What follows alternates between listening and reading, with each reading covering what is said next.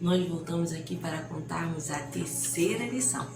E a nossa terceira lição está falando assim, ó, a igreja perseguida. Mas antes de iniciarmos essa aula maravilhosa, vamos falar com Deus? Então vamos orar. Senhor Deus, aqui estamos na Tua presença, te agradecendo por esse momento maravilhoso, de ouvirmos mais da Sua palavra, de aprendermos mais de Ti. Fale cada vez mais ao nosso coração e nos ensine a ser fiéis a Ti e a ter amor ao nosso próximo também. Fique conosco, nos dando um dia abençoado na Tua presença. Em nome de Jesus. Amém. E o nosso texto de destaque, o nosso textório, diz assim: felizes as pessoas que sofrem perseguições por fazerem a vontade de Deus, pois o reino do céu é delas. Mateus 5:10. Graças a Deus, no país que vivemos, não sofremos de grandes perseguições. Não sofremos, na verdade, perseguições como a igreja primitiva sofreu e como alguns países ainda hoje em dia sofrem em relação à crença político, étnica, entre outras coisas. Nós, graças a Deus, não sofremos isso. Às vezes existem uns críticos do Evangelho, pessoas que não conhecem a fundo o Evangelho e que gostam de falar sem conhecer e sem vivenciar e trazem determinados assuntos que não condizem. Mas hoje a perseguição que nós vamos falar é a perseguição que a igreja primitiva sofreu. Lá no início da nossa igreja, por volta do ano 64 depois de Cristo, a igreja começou a passar por situações diversas, situações que realmente levavam até mesmo à morte, que as pessoas não poderiam nem falar de Cristo, nem anunciar sua fé nele, porque morreriam. Vou citar para vocês 4 pontos que motivaram essas perseguições. O primeiro seria que a igreja primitiva, os cristãos, não adoravam outros ídolos, somente a Deus. E nisso o comércio, os comerciantes pagãos e os sacerdotes começaram a perder dinheiro. E aí não vendiam mais, logo alguém era culpado. Outro motivo é que os cristãos não adoravam o imperador, e isso deixava o imperador enfurecido.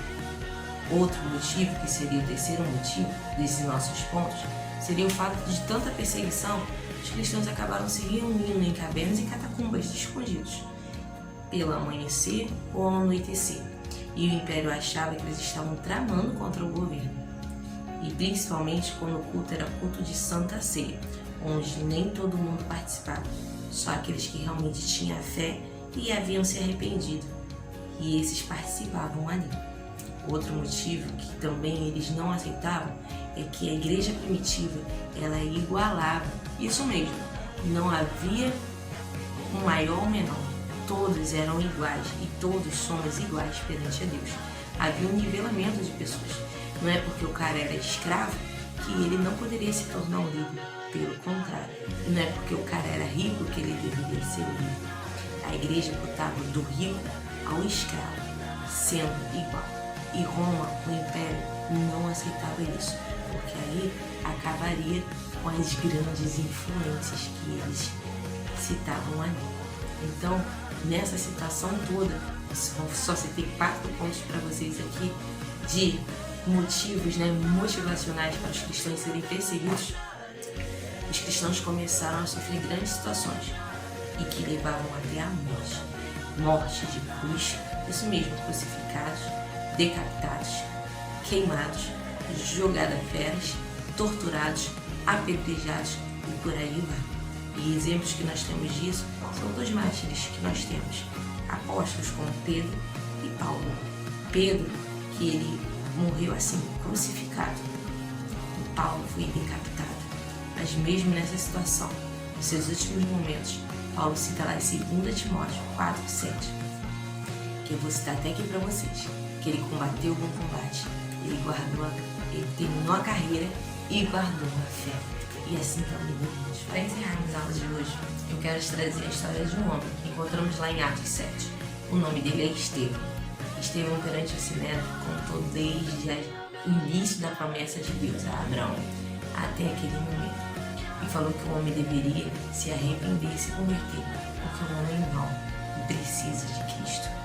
Aquele povo tamparam seus ouvidos e simplesmente com raiva levaram Estevão para fora da cidade e começaram a apedrejar. Mas mesmo assim, sofrendo ali, Estevão olha aos céus e vê Cristo à direita de Deus Pai, vê a glória de Deus ali. E ele ali entrega o seu espírito e ao cair ao chão, Estevão pede para que Deus não leve em consideração a atitude daquele povo e pede perdão por eles, pede para que Deus os perdoe. Que coisa mais linda Estevão fez ali, não é mesmo?